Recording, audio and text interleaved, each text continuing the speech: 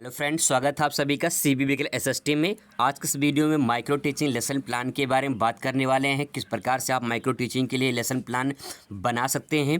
तो चलिए शुरुआत करते हैं, समझते हैं। देखिए, सबसे पहले पाठ्य योजना तैयार करने के लिए आपको करना क्या होता है। आपको यहाँ पे विद्यालय का नाम लिखना होता है, ठीक है, विद्यालय का नाम। इसके बाद यहाँ पे छात्र अध्यापक का नाम लिखना होता है। अगर आप एक गर्ल्स हैं तो छात्र अध्यापिका हो जाएगा। इसके बाद जो भी आपका कॉलेज का नाम हो, जहाँ पे माइक्रो टीचिंग आपका लगा होगा, वहाँ पे कॉलेज का नाम आपको लिख देनी है। इसके बाद छात्र अध्यापक या छात्र अध्यापिका का नाम हो जाएगा। इसके बाद आपको यहाँ पे बनाना होता है चार्ट, ठीक है। ये जो है चार्ट बनाना होता है इस प्रकार से। जैसे यहाँ पे देखिए, यहाँ पे दिनांक हो जाता है और यहाँ पे कक्षा, कौन से कक्षा में है, वर्ग हो जाएगा, विषय हो जाएगा, उप विषय हो जाएगा, आवर्त यानी कौन सा आपका बेल है, और यहाँ पे अवधि हो जाएगी, ठीक है। 45 मिनट का है, 40 मिनट का है, 35 मिनट का होता है, ठीक है।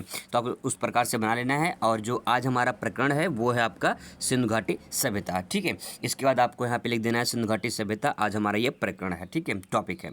आगे इसके बाद आपको लिखना होता है यहाँ पे समान उद्देश्य। समान उद्देश्य में वो बातें आती हैं जो आप टॉपिक पढ़ा रहे हैं, उस टॉपिक से बच्चों को कौन कौन सी समान जानकारी मिलने वाली है, उससे संबंधित यहाँ पे कुछ तथ्य लिखने होते हैं। आप 5 से 10 तथ्य यहाँ पे ले सकते हैं, इतना काफ़ी होता है, ठीक है। आप चाहे 5 लिखिए चाहे 10 लिखिए, वैसे मैक्सिमम 10 लिख सकते हैं, ठीक है। आगे देखिए, पहला पॉइंट इसमें क्या नोट डाउन कर सकते हैं, बच्चों में सामाजिक विषय के प्रति रुचि उत्पन्न कराना, ठीक है। तो ये पहला पॉइंट हो जाएगा, बच्चों में सामाजिक विषय के प्रति रुचि उत्पन्न कराना। अगर आप एक बार समान उद्देश्य लिख लेंगे तो लगभग सब में जो है यही उद्देश्य समान उद्देश्य में रहता है, ठीक है। इसके बाद दूसरा पॉइंट दे सकते हैं यहाँ पे, बच्चों में इतिहास के प्रति रुचि उत्पन्न करना। तीसरा पॉइंट है, बच्चों में मानसिक शक्तियों का विकास करना। ऐसे ऐसे पॉइंट आपको यहाँ पे नोट डाउन कर देनी है। इसके बाद चौथा पॉइंट दे सकते हैं यहाँ पे, चौथा पॉइंट है, बच्चों को मानव समाज के विषय में अवगत कराना या विकास से अवगत कराना। बच्चों में बौद्धिक क्षमता का विकास कराना या विकास करना, ये सबसे बड़ा उद्देश्य हो जाएगा इसमें। अगला पॉइंट है, बच्चों को ऐतिहासिक घटनाओं से अवगत कराना। छठा सातवां पॉइंट लिख सकते हैं, छात्रों में वैज्ञानिक एवं ऐतिहासिक दृष्टिकोण का विकास करना। इसके बाद जो 3-4 पॉइंट आगे है उसको देख लेते हैं, क्या क्या लिख सकते हैं। जिससे देखिए 8वां पॉइंट, छात्रों को वैज्ञानिक एवं ऐतिहासिक परिवर्तन से अवगत कराना। 9वां पॉइंट है, छात्रों में कल्पना स्मृति एवं विचारों को विकसित करना। 10वां पॉइंट है, छात्रों में मानसिक शक्तियों का विकास करना, जिससे वह वैज्ञानिक, ऐतिहासिक और भौगोलिक घटनाओं के जो है विभेद कर सकें, अंतर स्पष्ट कर उनको जान सकें, ठीक है। इसके बाद आपका आता है विशिष्ट उद्देश्य। विशिष्ट उद्देश्य में आपको लिखना होता है यहाँ पे, पहले ज्ञानात्मक उद्देश्य लिखेंगे, ठीक है। ज्ञानात्मक उद्देश्य में आप क्या लिख सकते हैं, जैसे कि आप जो टॉपिक पढ़ाएंगे बच्चों को उससे टॉपिक से कौन कौन से ज्ञान प्राप्त होंगे, तो आपको यहाँ पे वो उद्देश्य लिख देनी है। क्या क्या लिख सकते हैं, जैसे देखिए यहाँ पे, छात्रों में सिंधु घाटी सभ्यता के बारे में विस्तृत जानकारी हो सकेगी। ये सब में नहीं लिखना रहेगा, मतलब कि सबका अलग अलग होता है, जो टॉपिक रहता है उसी टॉपिक के अनुसार जो है लिखना होता है, ठीक है। इसके बाद दूसरा पॉइंट लिख सकते हैं यहाँ पे, छात्रों को सिंधु घाटी सभ्यता के विस्तार, नगर निर्माण योजना तथा भवन निर्माण के बारे में जानकारी प्राप्त हो सकेगी। तो यहाँ पे ज्ञानात्मक उद्देश्य हो जाएगा। इसके बाद आपको लिखना है यहाँ पे भावात्मक उद्देश्य, ठीक है। भावात्मक उद्देश्य में क्या लिख सकते हैं, जैसे कि छात्रों में मोहनजोदड़ो एवं हड़प्पा सभ्यता जैसे शहरों के निर्माण की भावना उत्पन्न हो सकेगी। दूसरा पॉइंट लिख सकते हैं, छात्रों में भवन निर्माण की भावना जो है उत्पन्न हो सकेगी, कि भवन निर्माण जो है कैसे होता है और कैसे सिंधु घाटी सभ्यता में होता था, उसकी जो है वो भावना उत्पन्न हो सकी, किस प्रकार से हुआ है। आगे ले सकते हैं कौशलात्मक उद्देश्य।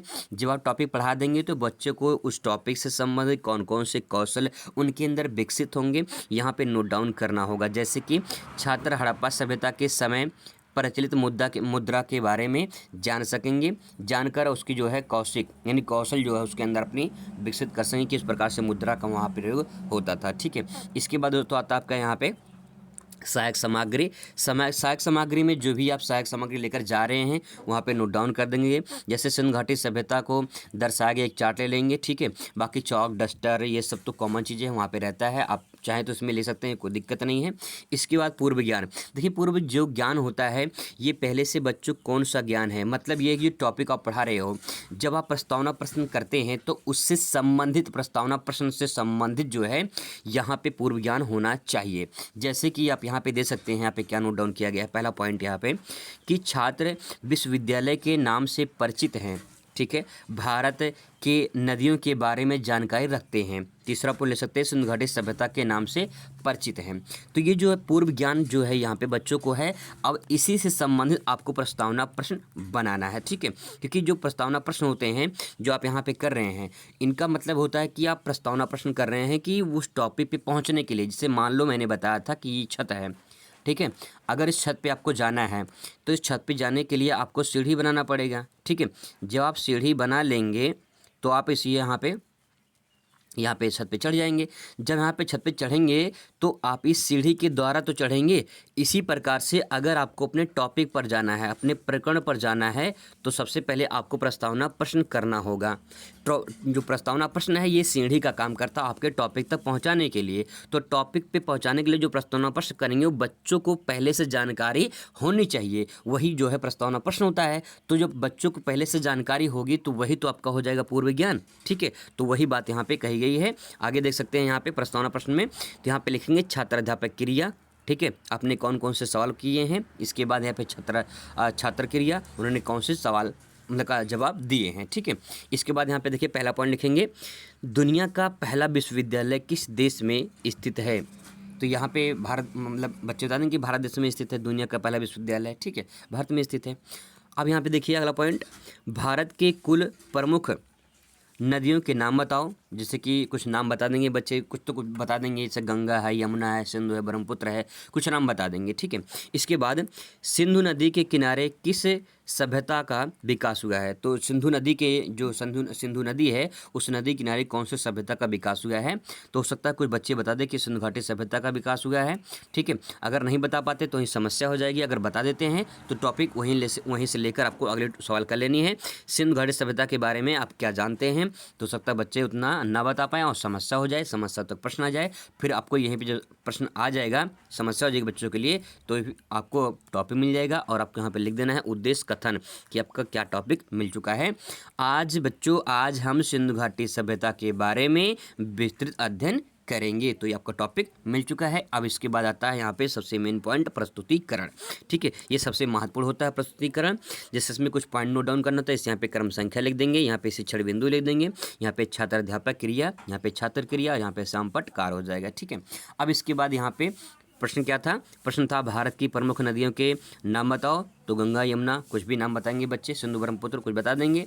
इसके बाद यहाँ पे जो था सिंधु घाटी सभ्यता के विस्तार के बारे में चर्चा करनी थी, तो आप यहाँ पे लिखेंगे छात्र अध्यापक कथन लिखना है यहाँ पे, ठीक है। छात्र अध्यापक कथन लिखने के बाद आपको यहाँ पे नोट डाउन करना है मोहनजोदड़ो का क्या अर्थ है, ठीक है।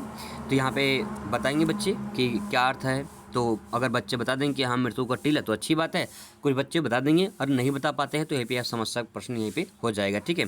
अगर नहीं होता तो अगले प्रश्न कर लेते हैं, सिंधु घाटी सभ्यता से आप क्या समझते हैं। तो हो सकता है समस्या हो जाए, इसके बाद आपको यहाँ पे नोट डाउन कर देनी है, अगला उत्तर देना है इसके बाद यहाँ पे। तो जब उत्तर देंगे तो यहाँ पे लिखेंगे भारत में सिंधु नदी के समीप एक अत्यंत प्राचीन सभ्यता का विकास हुआ था। इस अज्ञात सभ्यता के खोज का श्रेय राय बहादुर दयाराम साहनी को जाता है, ठीक है। आप इसके बारे में से बता देंगे और यहाँ पे लिख देंगे, यहाँ पे शिक्षण बिंदु में ये टॉपिक हो जाएगा। इसके बाद आपको यहाँ पे छात्र क्रिया में लिख देना है यहाँ पे कि जो है छात्र ध्यानपूर्वक सुनेंगे, और श्यामपट्ट कार में कुछ लिख देना है कि आपने श्यामपट्ट कार में क्या क्या किया है, ठीक है। इसके बाद आपको नीचे जाना है। आगे देखिए यहाँ पे, उन्होंने पुरातत्व विभाग के निदेशक सर जॉन मार्शल के नेतृत्व में 1921 में इस स्थान की खुदाई उपरांत सिंधु प्रांत के लरकाना जिले में सिंधु नदी के तट पर स्थित जिस नगर के अवशेष मिले उस मोहनजोदड़ो के नाम से जाना जाता है, जिसका अर्थ होता है मृतकों का टीला। तो यहाँ छात्र ध्यानपूर्वक सुनेंगे। यहाँ पे ब्लैक बोर्ड पे आप क्या लिखेंगे, राय बहादुर साहनी दयाराम साहनी 1921 में मोहनजोदड़ो की खोज किए थे और इसका अर्थ होता है मृतकों का टीला, ठीक है। इसके बाद यहाँ पे देखिए अगला पॉइंट है कि प्रश्न करेंगे अगले टॉपिक के लिए। आप जो है मतलब अगला जो अपना टॉपिक रहेगा, शिक्षण बिंदु रहेगा, उसके लिए जो है आप प्रश्न करेंगे कि सिंधु घाटी सभ्यता की योजना किसने की, ठीक है। तो राय बहादुर दयाराम साहनी ने की। इसके बाद आप पूछेंगे सिंधु घाटी सभ्यता का किस सन में खोज हुआ था। तो 1921 में बच्चे बता देंगे कि हमने पढ़ा दिया है। इसके बाद अगला प्रश्न, नगर निर्माण के विषय में आप क्या जानते हैं। तो हो सकता है बच्चे मौन हो जाएं, समस्या हो जाए उनके लिए, फिर आपको मिल जाएगा यहाँ से दूसरा प्रकरण, ठीक है। जब दूसरा प्रकरण मिल जाएगा तो आपको शुरुआत अगले कर देनी है। इसी प्रकार से आपको दूसरा प्रकरण यहाँ पे जो टॉपिक शिक्षण बिंदु है उसको पढ़ा देंगे, ठीक है। स्वयं से पढ़ाना है आपको। इसके बाद आपको नीचे आ जाना है। अगर आपको तीसरा टॉपिक पढ़ाना है तो फिर सवाल करेंगे, वैसे 3 सवाल करेंगे, ठीक है। इसके बाद जो है अपना फिर से अपना शिक्षण बिंदु पा लेंगे। इसके बाद जो है आप अगर नहीं पढ़ाना चाहते हैं, अब आपका टाइम हो चुका है, तो आपको यहाँ पर लिख देना है पुनरावृत्ति के प्रश्न, ठीक है। यहाँ पे जो आपने पढ़ा है उसी के यहाँ पे प्रश्न लिख देना है। जैसे कि मोहनजोदड़ो का अर्थ क्या है, सिंधु घाटी सभ्यता की खोज किसने की थी, सिंधु घाटी सभ्यता की सड़कें कैसे बनी थी। तो इसके बाद जो है आपको लिखना है यहाँ पे श्यामपट सारांश। श्यामपट सारांश जो आपने यहाँ पे प्रश्न किया था उसी प्रश्न का उत्तर यहाँ पे आपको लिख देनी है, ठीक है।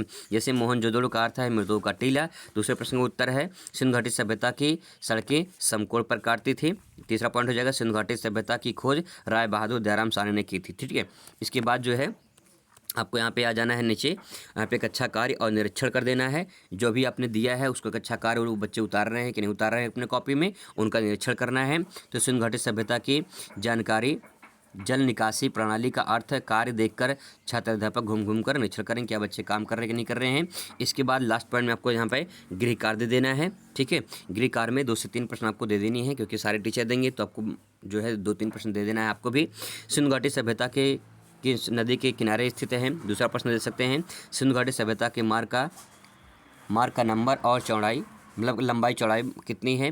सिंधु घाटी सभ्यता के भवन का अध्ययन जो है किसने की थी, तो आपको ये लिख देना है। 3 प्रश्न आपको दे देनी है। तो इस तरह से आपको शिक्षण बिंदु तैयार कर लेने हैं, बहुत सिंपल होता है। अगर आप समझ गए होंगे तो आपको आसानी से इसको कर सकते हैं। आई होप कि आपको अच्छा लगेगा। Thanks for watching.